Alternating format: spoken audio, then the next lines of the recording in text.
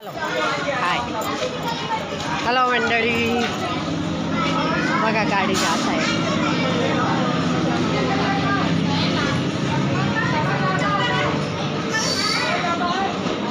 सांगा मी कोणता स्टेशनावर आहे. मी आता गाडीतून उतरली, आता जात आहे. कुठे जात आहे सांगा.